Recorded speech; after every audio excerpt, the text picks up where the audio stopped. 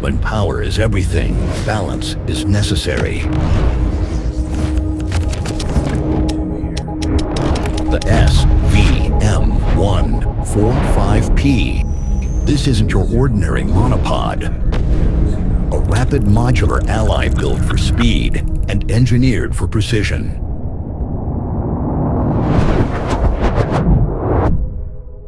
Hi, welcome back to the channel. My name is Tayo, and today we're going to be talking about SIRUI's new monopod, the SVM-145. Now, this video is not sponsored by SIRUI, but they did send this to me to test and to make a video about this. Money has not been exchanged. They do not get to see this before I post it. This opinions are mine and mine alone. First of all, I do want to start straight away. What are the two problems that a monopod solves for you in the place of a traditional tripod? Basically, that is the whole point of this video. What is the problem that this thing solves? The first one is that this thing offers a rapid, stable support when you have to work in a dynamic environment in a variety of places. The problem with traditional tripods in the past is that oftentimes they can become too slow when you need to capture a fast-moving subject, or you need to quickly switch things up a bit, especially if you have to adjust your angle. You know, especially if you're using the ball heads and everything like that, it takes just an extra bit of time. And you often find that on productions, whether you are filming by yourself or you are filming in a crew, changing a tripod or moving tripods is always something to consider in terms of time. Now, this monopod is basically solving that problem. It has a one-step adjustment that lets you quickly either release the monopod to like an extended height, or you can just bring it down. It is so easy. For me, I think it's just the fact that I can go to whatever angle that I want to go to with just one twist. I mean, I don't have big hands like that. Shout out to Kofi. In just one turn, I can be at whatever angle that I want to be. So I think that this is a very strong value proposition of this thing. Now, I should also let you know that this is not the first monopod that I've used. Actually, this is the second monopod that I've used. The first one that I actually used was also from SIRUI, and I did not have a good experience with that. But that was years ago. It felt like my camera was always going to fall. It felt like it was not stable enough, but all of these things have been fixed on this one. Basically, my camera now leaves on a monopod. I do not take it off of that. Now, I know that that might be a lot to digest, but let me actually show you what I mean. When I mean this thing is rapid, it's fast, and it supports just going out there and filming. There's no hassle with this. It just works. For that is the most important thing. It works. Let me show you.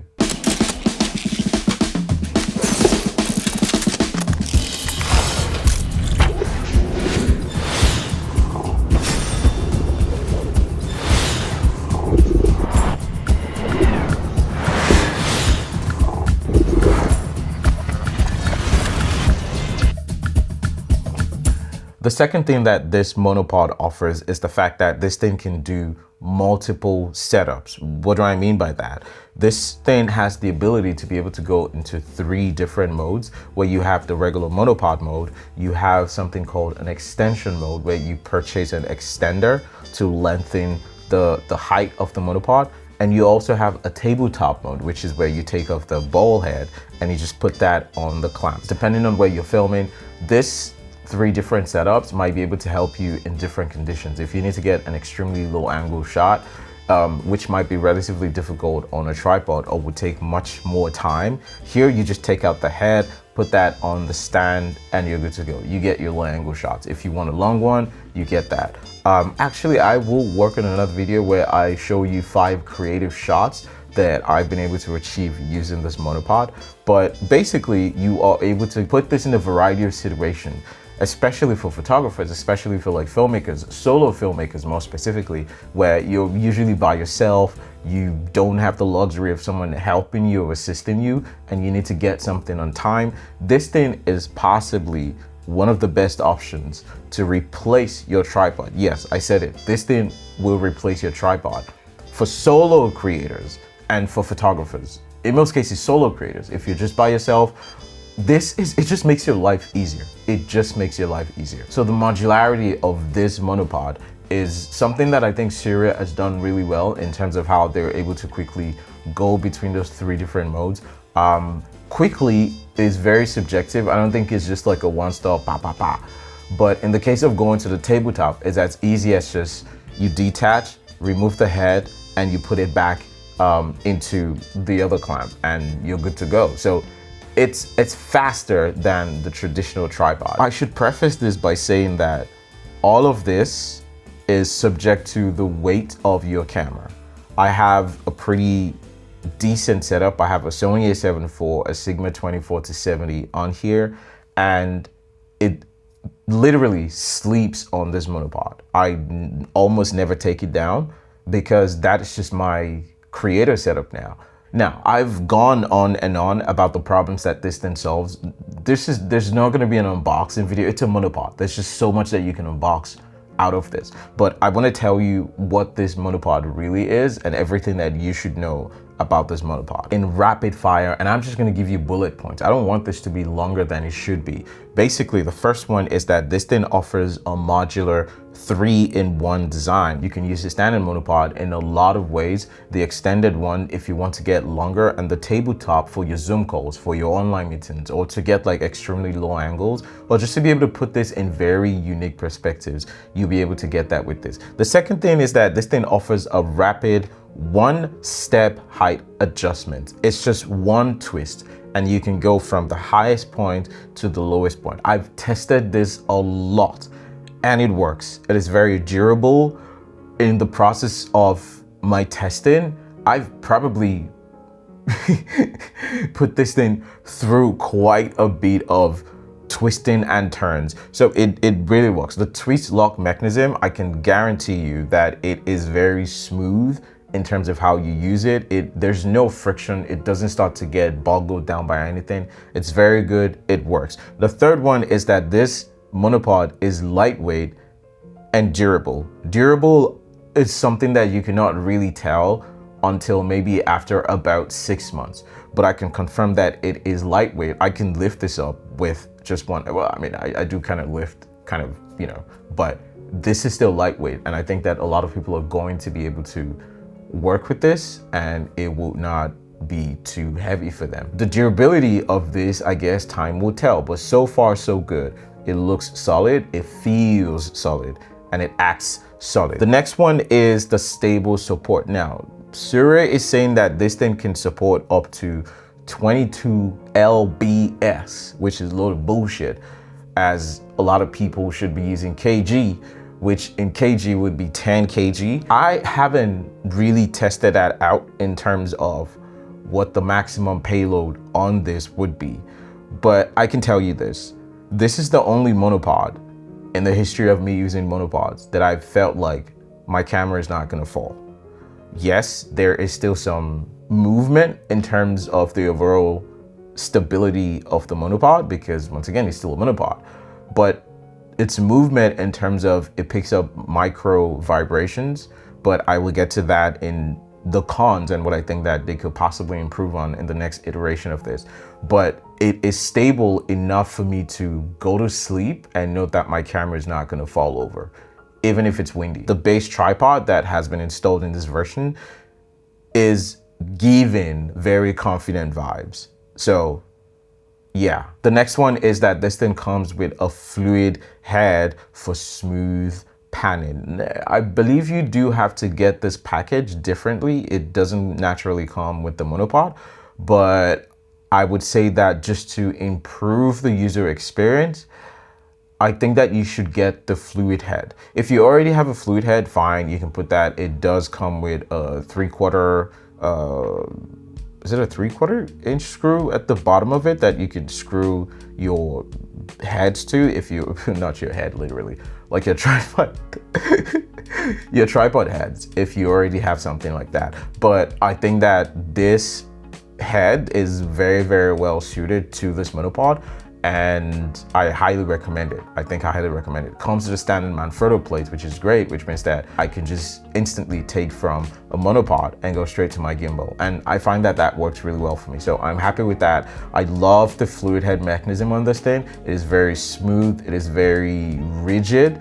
Is rigid the word? It is very confidence. How do you even describe that? How do you describe the feeling of that? Something just oozes confidence when you are panning or you are doing movements. Now, I should also say that in the course of using this head for maybe trying to do like pans and everything, you still have to be careful of the rod, because at the end of the day, the connection between the base stand and the monopod stick is the lever, the connection at the ball. So you still get some movement, which means that panning might not be 100% smooth unless you are extremely stable and well trained, which once again is a great practice. It's also a spring-loaded head.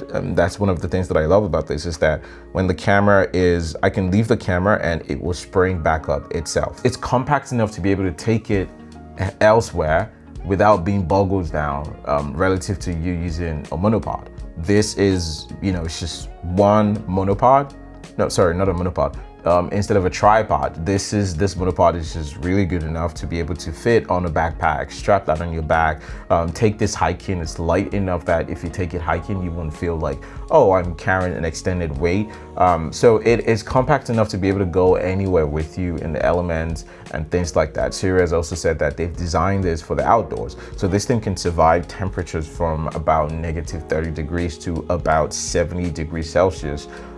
So it should be fine if you do plan to use this in the elements. I think for the most part, honestly, that is everything in terms of the features. It also does have a side handle should you use that, should you want to use that for your tilt and your pan actions, which is a telescopic hand, something that I'm actually now just coming to terms with. I still haven't found a use case for that where the handle just extends.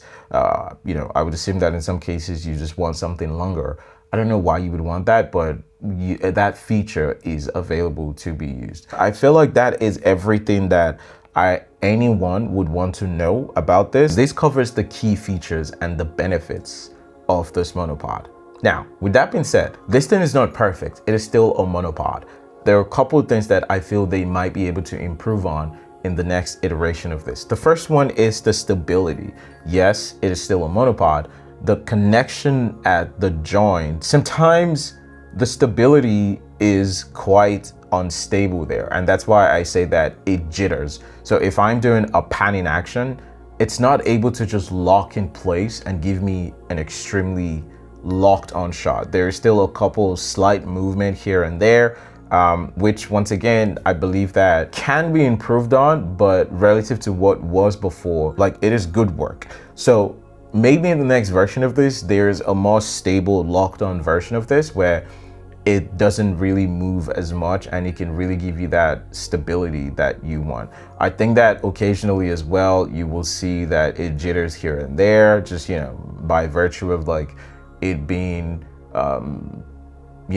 it's picking up vibrations from the floor. If you walk closer to this thing, I have a wooden floor, right? So if I walk close to this, there's a certain tendency that this might shake just a little bit and things like that. So stability, that's something that can be enhanced. But I believe that a lot of people who are going to be picking this up will use this in conditions where most people would use it in conditions where they might be able to get stable shots. But for the guys who are going to be outdoors in the elements and things like that, it would be nice for them to know that they can get something more stable.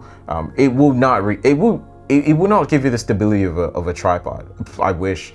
If they did that, then oh my God, let's go. At this point, I'm just nitpicking.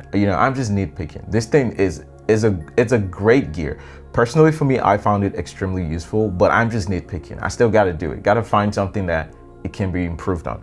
The next one is the durability of the lock-in mechanism. Yes, it is extremely durable now, but once again, like I said, 6 months from now, is it still going to be working like that? I don't know. So it's just the law of wear and tear. Over time, the more you twist and twist and twist and twist, this thing is going to start to wear down. But maybe this might be the exception. I don't know, 6 months from now, ask me about this. I'll come back and put a comment on this video saying, yeah, it didn't wear down in 6 months or a year or whatever.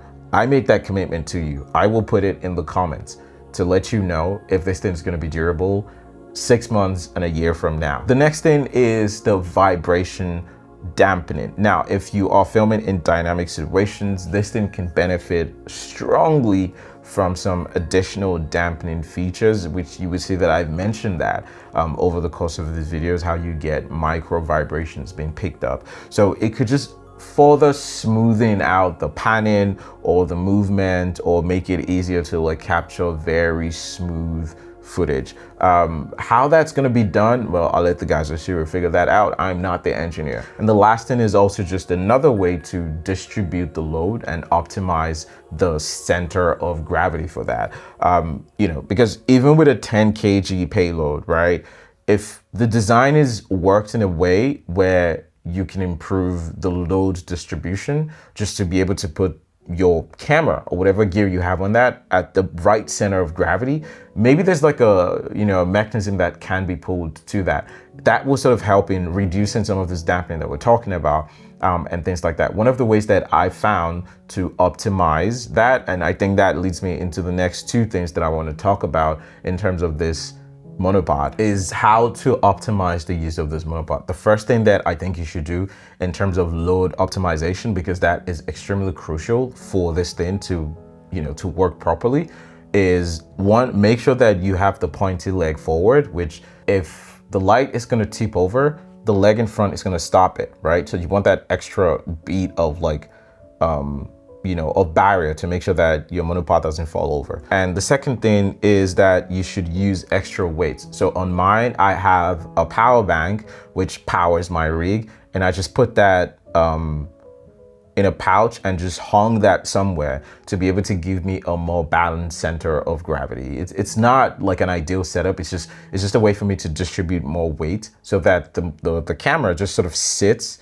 in the center of gravity of the monopod. And the last one is that you should distribute the camera weight evenly. So sometimes if that means that you have to move your base plate or get an extended base plate where you can move, if you have a front heavy lens, for example, the 24-70 is quite a heavy lens. So what I've done is I've used an extended base plate and I've moved that backward so that the lens just sort of sits right in the middle of the monopod and it's not tipping forward the whole time. And a good way to know this is that when you release the tilting mechanism, the tilt up and down, if it's balanced, your camera should stay leveled. If it's tipping forward, it means that you're too front heavy. If it's tipping backwards, it means that you're too back heavy. So how will you be able to use this? For most people, I think that YouTube talking heads like this is probably like one of the perfect things for creators who are solo and ride by themselves. This is one great way to be able to make use of this monopod. For me, it's the fact that I can put this in corners where my monopod would have taken much more space. This doesn't do that. I just take it, chuck it there, and it's good to go. I will work in another video once again where I show you some creative shots of how I've used